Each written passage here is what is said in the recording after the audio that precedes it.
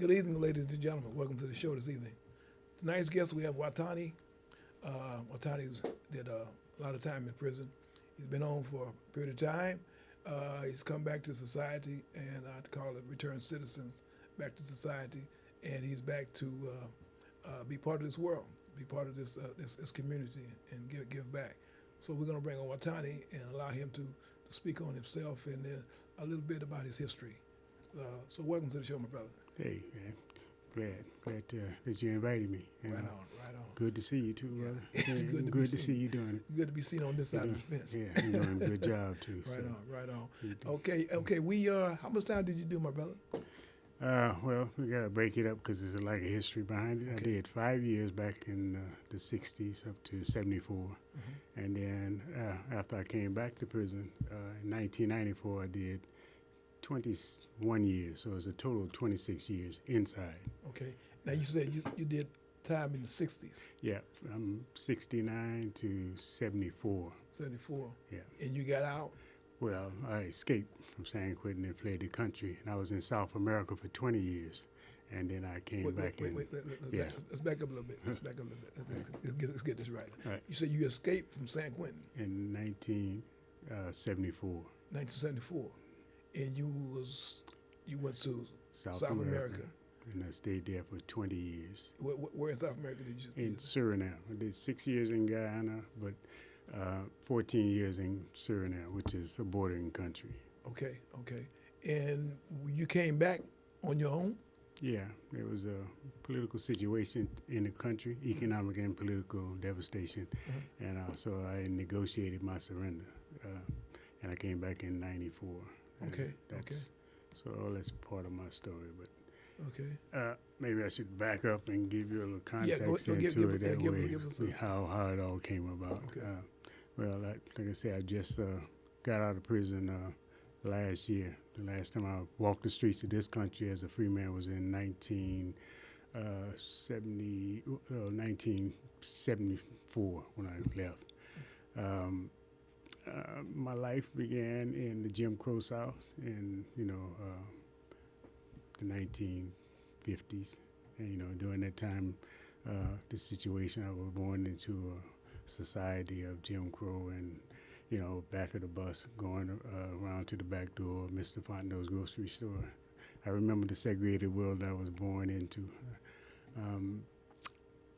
After being in Houston, Texas, let me just give you a little view of that time and period back in the 50s. I can remember, this beach. That's one of the most vivid pictures I remember. I remember the beach that had this long net that used to stretch real across. It seemed like we was going all the way out in the ocean. And I remember getting up real close and peeping real close to the net and watching the white kids play on the other side. And for us, it seemed like they were having so much more fun, playing as white as we could as a Negro. I grew up in a Catholic family, and I figured that the only way we can get to heaven during that time was to say our prayers, to obey the commandments, and to stay in our place. In 1957, my mother took my brother and I on a Greyhound bus to California, to Watts. That was in 1957. It was 1957. We rode the bus and went to Watts. And that was a whole new world. We moved from my grandmother's morality, from her praying hands. And so I got, we had to make that adjustment of leaving the South and going to California. I remember, I got married when I was just 3 months into my 17th birthday. It was my high school sweetheart. I graduated from high school. Got a well-paying job at a major aircraft company. I was working at Douglas. And I became the proud father of my first son, and that was Larry Joseph Stiner Jr. And, in a lot of sense, all I needed was a house, a white picket fence, and, and an obedient dog. And I was well on my way to becoming this typical American citizen. But then something happened in 1965. It's something that would change my life forever. There was a revolt in Los Angeles. I remember that revolt, and it was like the whole world had turned around. I remember if we were putting things in the context. I used to watch on TV as the dogs and the water hoses were being turned loose on nonviolent protesters in the South. And I used to watch that, and I couldn't understand for the life of me why those protesters wouldn't fight back. It just seems like, that how can you stand up and just accept the injustice? So what I wanted to do, my mother, they were all for Martin Luther King at the time. But me, as being a young man, I wanted to be part of a more confrontational movement to end racial discrimination in this country. So I sided with other young people in the country that tried to bring about that change. While my mother and my father were, idolizing and, were behind Martin Luther King as being this figure that they saw as their hero that was fighting against injustice. My generation, the young generation, looked to Malcolm X. So rather than turning the other cheek, we were drawn more to the freedom by any means necessary. Right.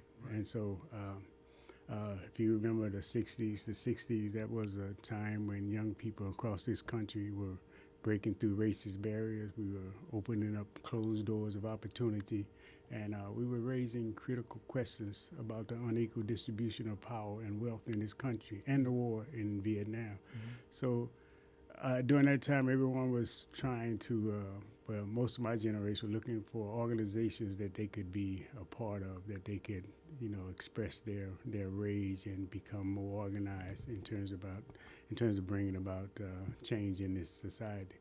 At first, I went to the Nation of Islam and a few other organizations that was based in Los Angeles. Mm-hmm. But then there was one organization that really caught my imagination and sort of fueled my inspiration for change was the US organization. Mm-hmm. Now, US organization is an organization, a black cultural nationalist organization, and the cry at that time, pretty much like Black Lives Matter is for the young people, this generation. The cry of our time was the cry for black power. Mm-hmm. And black power for us was self-determination, self-respect, and self-defense.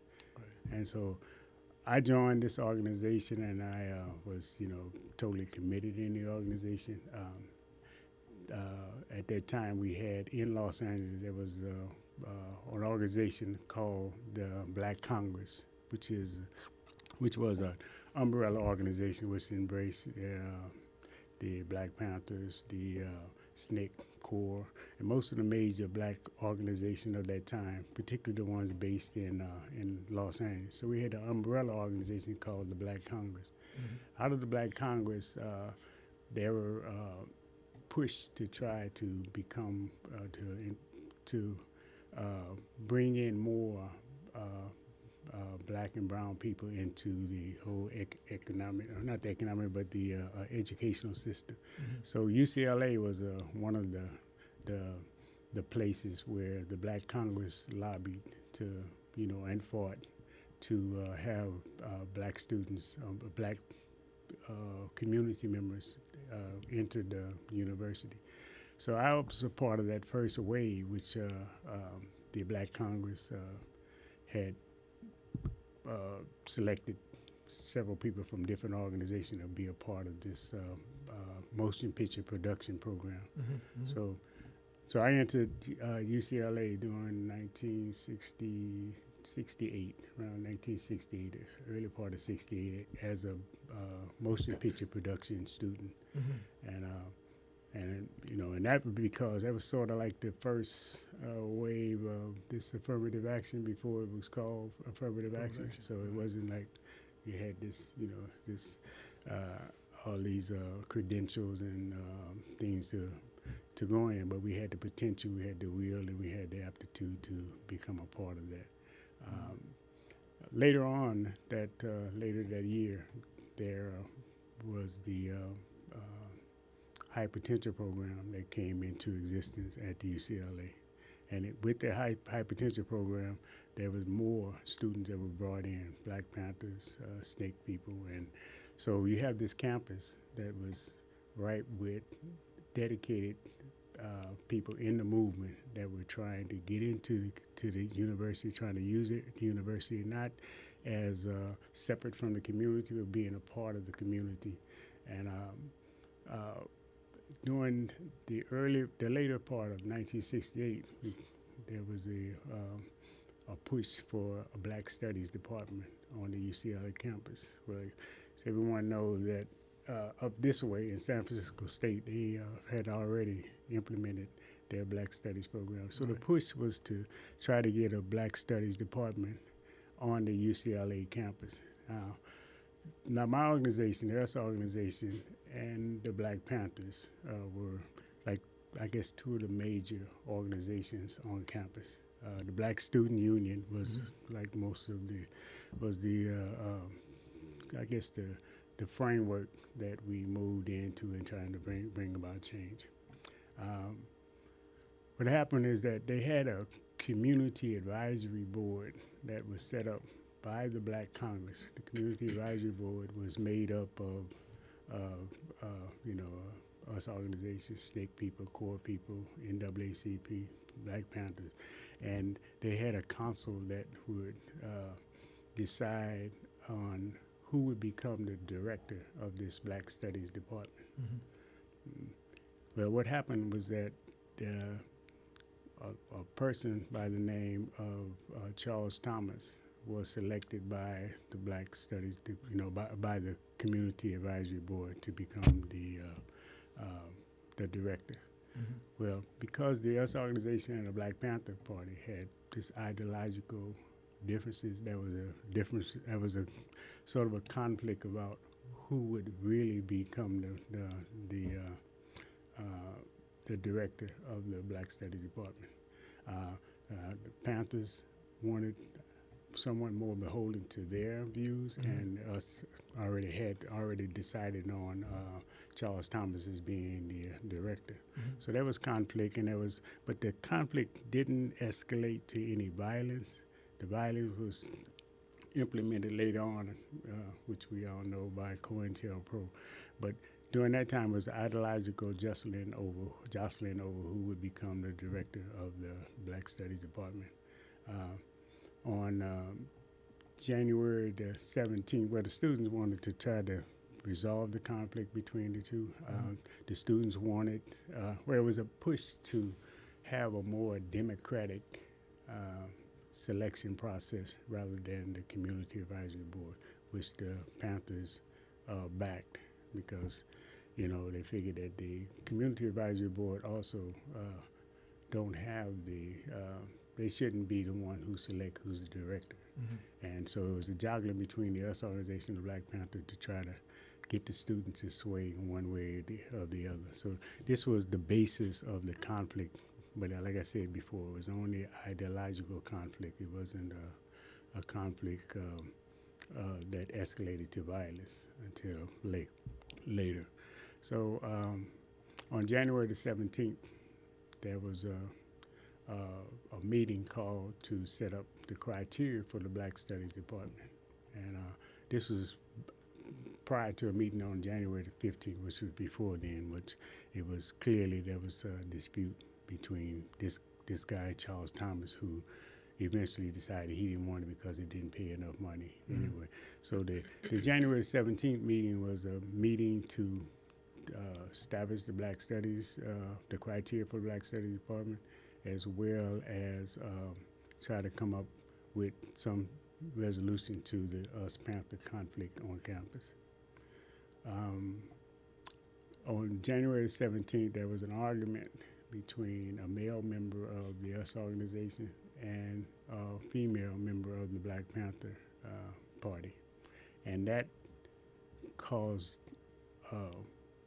an argument that escalated into the person who was said that she was assaulted went and told Panther members. And that created a conflict where the Panthers came in, and it was pistol whooping, and this is from my observation, a pistol whooping that took place. The gun went off, and in that process, there was a shooting, which resulted in the death of 2 human beings. That's John Huggins and Al Printer's Bunchy Carter on the campus. Subsequently, my brother and I were tried and convicted. We went to the death penalty process. We was tried and convicted of conspiracy to commit murder. Not that we fired a shot or anything. It was just the DA was able to weave together a conspiracy theory that we were hit squad. We had came on campus to do a hit job, and well, at first the argument was that the DA was going to say we just came in and just started shooting. It was just a mass shooting and a gun down, and then we left. But I was shot in the shoulders by a bullet from one of the Panthers' gun. And so after they removed the bullet and found out that it wasn't from the same gun and it was from one of theirs, then they changed it up, and it was the whole case became this conspiracy hit squad. Now I'm telling this in this context now, but I found out later how much COINTELPRO and the FBI played in forming the violence, implementing the violence into the organization. My brother and I were sentenced to life in prison. I went to Soledad first. I served 2 years in Soledad, and then was transferred to San Quentin. And well, just to speed it up, 5 years later, my brother and I escaped from San Quentin. Your brother and yourself. My brother and I, both of us escaped from San Quentin, and I fled the country to South America, where I lived for, like I say, 20 years. I was in Guyana for 6 years. Then I was in Suriname for 14 years. Because of, well, when I got there, they had a military coup and they had a civil war. So the country was devastated by the IMF and its structural adjustment program, which we call a stranglehold adjustment program. And they came in and they crippled the country. The military coup became more, after they had the coup, they became more repressive in there. So I feared for the safety and welfare of my children. After spending 6 years in Guyana under civilian rule, now I'm under military rule. And my children are all young. I have 7 children. The youngest was at the time 1.5. And I talked with my wife after, say weeks or maybe even months, because he thought it was a crazy idea. I didn't really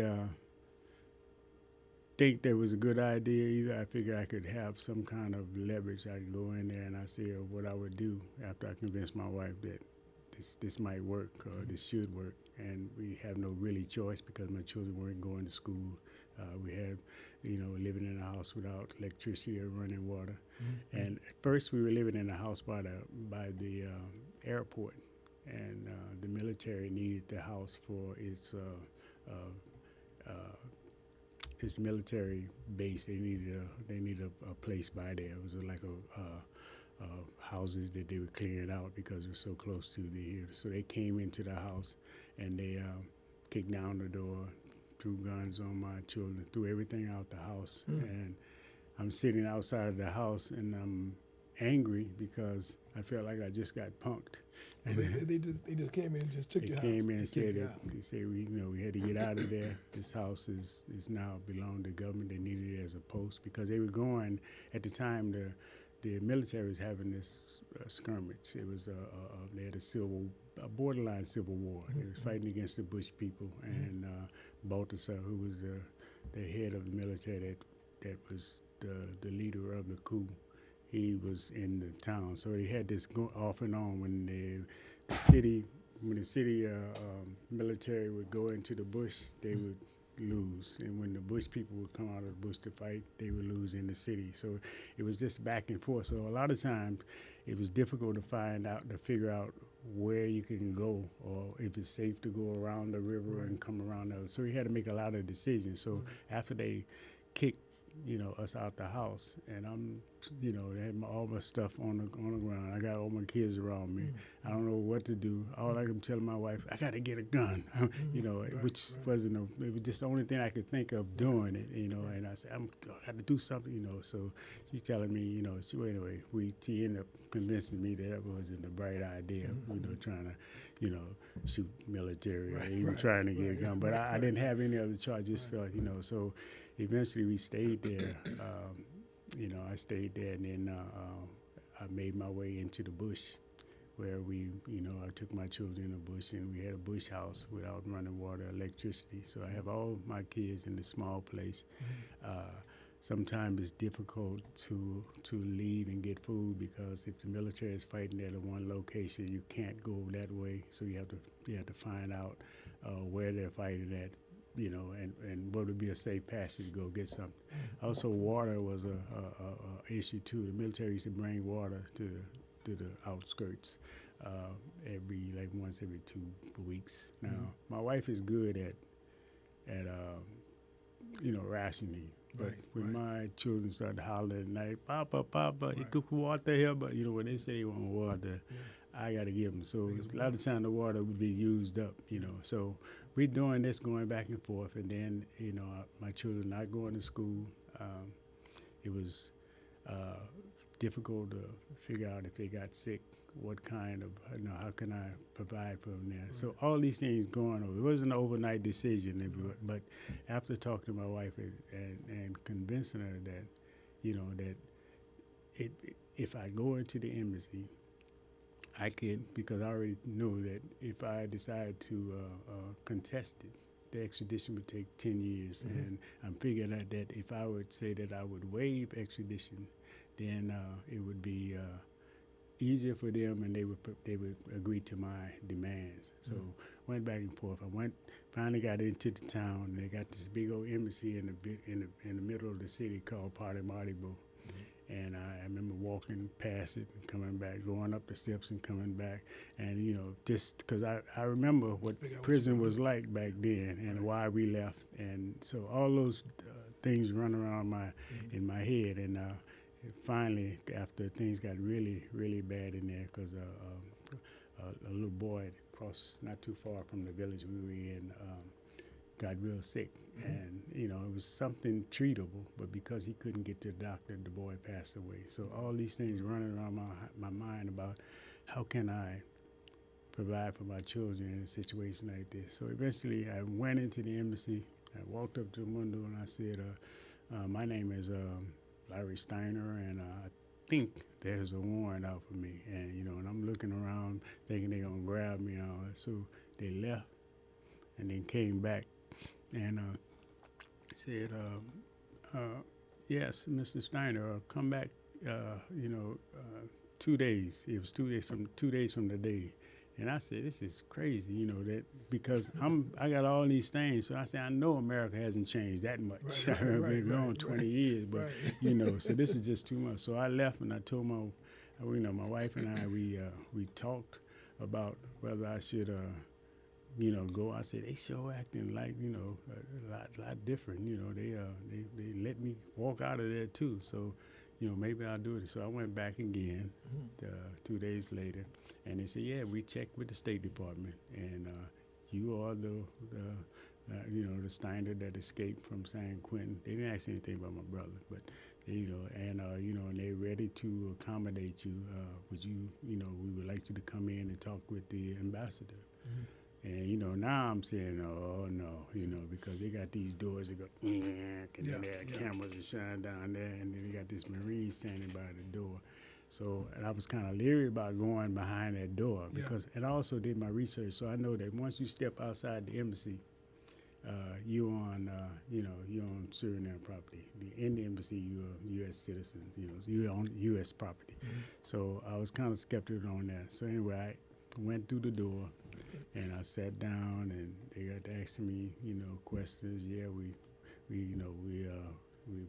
glad that this we can drop. So I had one non-negotiable agreement or statement that I will not get on the plane without my wife and my children, because I figured they can cross me. Once they get me back, there's no way. So that was one thing I just had. I said I will not get on that plane. So, oh yes, Mr. Stiner, yeah, it's not the United States policies to separate families, and I said this is really cool, and so I went through there, and I say I want to, let's drop some kind of paper. So they was all accommodating on that, and they drew up the papers, and I signed that one. That was the first one I signed. I left.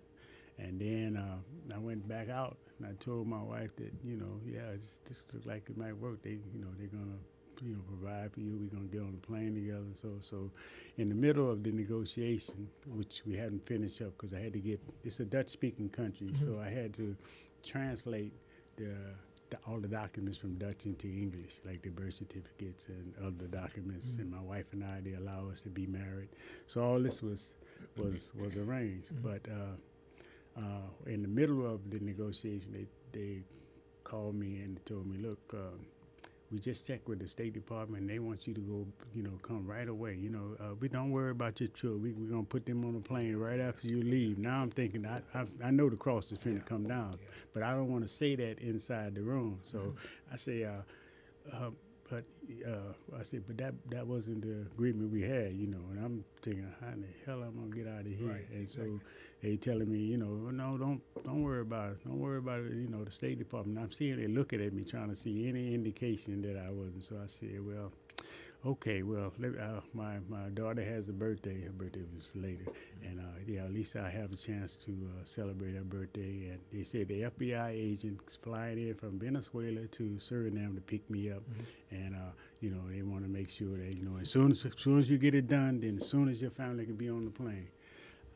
So anyway, we went through that process, and I assume they were convinced that I'm, gonna go along with it. I just want to get out of there. Exactly. So I got out of there. I took my wife in the bush. And we sat by the river, and I know Suriname so well. I can run across. I can run across so many rivers. I can go through the Amazon. They would never catch me. Yeah. I mean, and I know that, and I think they must know that. So Yeah. I'm telling my wife, nope, this is a cross. Yeah. I'm not going. They changed up the whole thing on me, and then the FBI agent did come in. He came in, and he left. Because I didn't show up. And then my wife had someone that worked in the embassy that she talked to. He's a Surinamer, but he worked there doing some clerical work. And he said, your husband, you tell him what happened. He came in. He was upset that I didn't show up. So that was one. That was the first. That's an aborted surrender. The first one was because I said, and she told him, my husband is not going to leave us here. And it was a promise that everybody would go together. He's not. So he said, well, they want you to come in. He said, no, he's not coming in. I'll come in. So my wife went in and talked with him. He said, look, what we're gonna do, we're gonna agree, with whatever your husband. I found out later why they were so cooperative. But anyway, he said, we're gonna allow your husband to, to do the paperwork, get the children, bring the children all down to the embassy so he can talk to the assistant ambassador, and then he can get a sense of them, and and then when he's ready, then we would be willing to to do it. So it's up to him. And What we're gonna do? This is so good. This is good. We're gonna do a part 2. Okay, we're gonna bring you back and do a part 2 because this is too good just to end. So we're gonna stop right now, and we're gonna bring Watani back to do a part 2. So we're gonna have a part 1 and a part 2 of the Watani story. His escape from San Quentin in the 60s, return in the 70s, and continue this story, a Watani story. So bear with us. We're gonna come back and we're gonna do a part 2 of the Watani story.